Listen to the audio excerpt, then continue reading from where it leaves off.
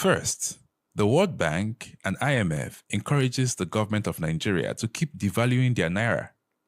And they turn around to say that the naira is the worst performing currency in the world. Isn't that funny? Isn't that funny? Now let's go into the report a little bit. The naira has been listed among the worst performing currencies in the sub-Saharan Africa in 2024. No doubt. No doubt. This is according to the latest edition of Africa's Pulse, a new report by the World Bank. Yes, the World Bank. Hello everyone, welcome to GNU according to CD, that is Government of National Unity. So guys, about few videos ago, I talked about the Nigerian economy basically collapsing as we speak. It is collapsing as we speak. And then you had Nigerians, of course, who are not living in Nigeria, being such denialists that they are. Oh, the Nigerian economy is stronger than ever before. No, it's not. You can lie to yourself all you want. And the reason why you are defending Nigeria, because you're not living the conditions that your fellow men and women are living in Nigeria, the reality of the collapse of the Nigerian economy. And then you are sitting in a fake ivory tower in a country that you are being a nuisance to, and then you are defending what is happening on the ground in Nigeria. Right now, Nigerians, most of them, if you ask them, do you still want to live in Nigeria? Most of them say no.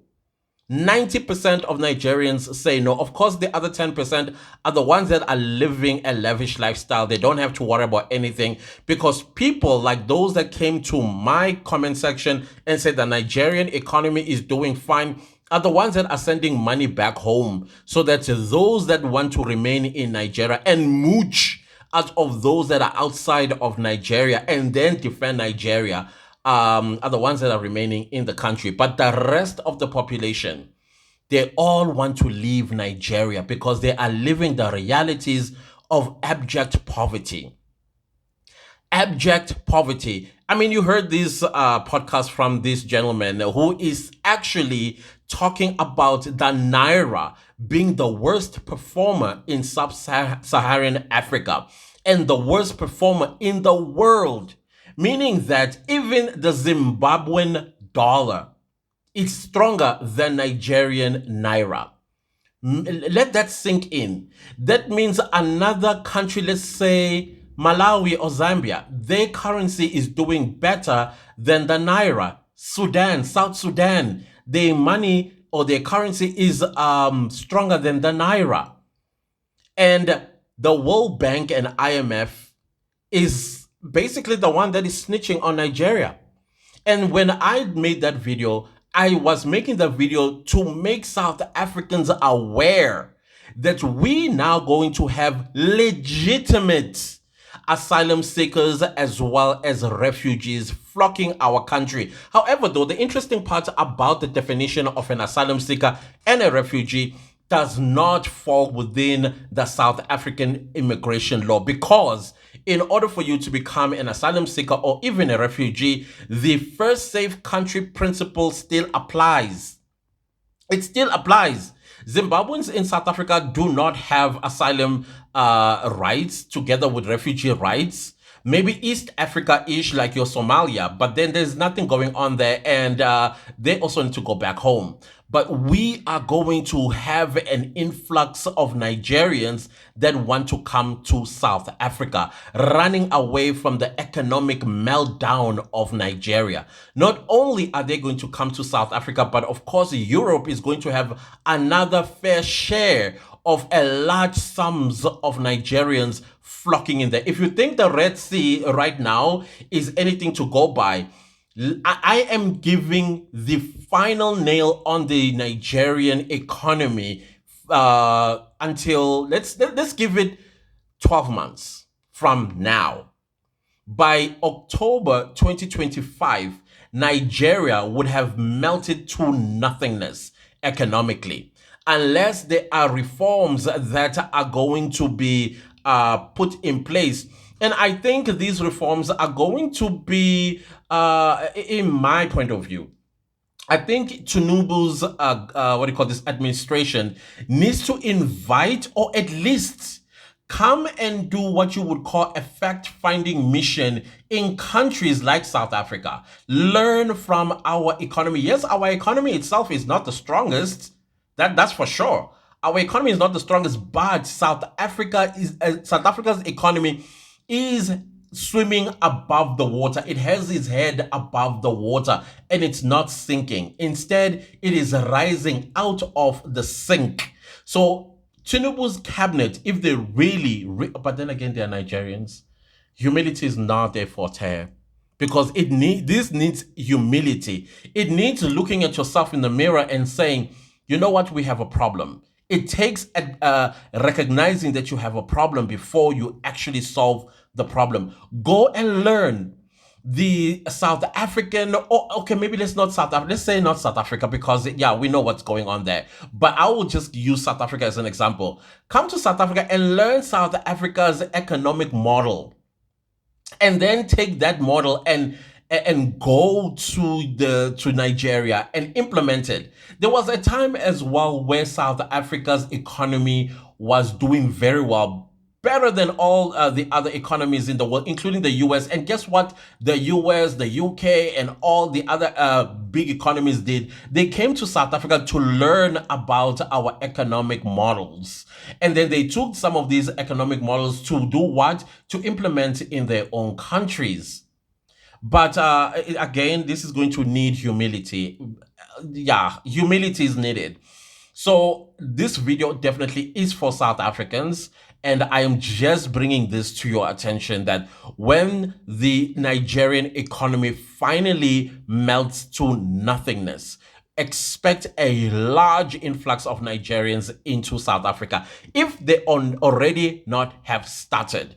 In as much as we are busy with Abahambe, they are not listening to that. They are sitting on their ears and they are saying, we will get to South Africa by hook or crook. I was watching another video of a Nigerian, or in fact, a group of Nigerian, basically saying on camera that they are in Ghana, whether Ghanaians like it or not, they are here to stay. When they were asked about why you want to stay, they say they are living a better life in Ghana than they would have in Nigeria. And one of them is like, my next stop is South Africa. That is where I want permanence, he says. I want permanence in South Africa. Ghana is just a springboard. And then this is the things that I am saying we need to look out as we are busy with Abahambe and as we are busy with the Migration or Immigration Act that is actually being overhauled by Minister Leon Schreiber. So there's a lot going on, guys. A lot is going on. And I do believe that at some point, developed countries as well as developing countries, they are going to meet at some point to do what? I mean, the population of Nigeria is over 200 million people, which I still don't understand. You know your country is screwed up, but you're still opening your legs and poking into the womb and then producing children under such circumstances. I don't get it. I really don't. And even when they come here, look at our hospitals in South Africa. If you go to South African hospitals, it's no longer like how it used to be. Like you walk into the corridor of the hospital and yes, there are sick people. There are not as many as how they are today. You go to some of our hospitals. Look at Helen Joseph Hospital, dilapidated because of the influx of illegal foreigners that are coming to South Africa to give birth. You know your circumstance. How do you think the quality of life for that child is going to be like? I don't get it. I will never get it. But anyways, let's go back to developed countries and developing countries. At some point, they are going to meet to discuss the sharing of Nigerian so-called asylum seekers and refugees, or economic asylum seekers and economic refugees from Nigeria. And I'm telling you, South Africa is going to be allocated a large sum, or how do you put it? A lump sum of them that are to come to South Africa and be granted documents so that they are legally in South Africa. Just like they will be legally in the US, legally in the UK, Scandinavian countries, you name them. So all of these things are things that these are the things that ought to be anticipated. I'm trying to think, but my words also are running out of my mind. But we need to anticipate this, whether we like it or not. And there are going to be planes as well that are going to be sent by the US, by the UK, and other developed world, and send these planes to go fetch asylum seekers and economic refugees to South Africa. We already seeing some asylum seekers and refugees coming from what do you call the Serbia and what being dumped in Rwanda. Yeah, they are being dumped in Rwanda, including Ukrainian refugees are being dumped in Rwanda. And what do you think is going to happen to us as well as South Africans? And the ones that are already living here, then they are going to cleverly go and say, oh, I am an economic asylum seeker. And then they get the papers that they need and continue with the white powder selling in our country. But then if this happens, what South Africa needs to do, in my opinion, is to fight. There's open spaces in South Africa. And I'm talking miles upon miles upon miles of open spaces in the country. South African government owns large lands that are unoccupied and uninhabited. There is no type of economic activity in those lands. And you do see these lands when you are traveling down to KwaZulu-Natal, when you are traveling down to the Western Cape, when you're traveling up to Limpopo, to Northwest, Free State, and everywhere else. You see them. But the problem is these open lands are inside the country.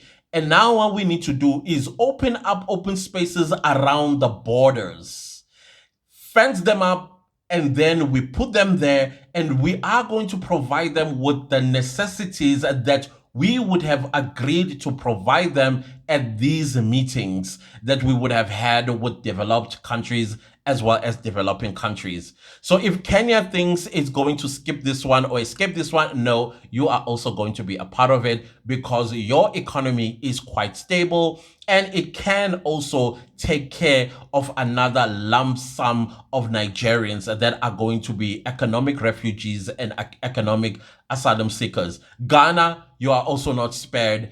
Egypt, probably, and all the other Northern African countries, they are going to take a fair share of these people. And of course, the Red Sea is not going to see the end of Nigerians trying to cross over into Europe, even though they would have been allocated, countries to go to in Northern Africa, including West Africa and Southern Africa as well. So these are the things that I believe that we need to anticipate. And in our discussions about Abahambe, what do we do with these economic refugees? That needs to be clear with the Minister of Home Affairs and the government itself. Because I cannot, for the life of me, live or coexist with the people from Green, White, and Green. I cannot give a suti.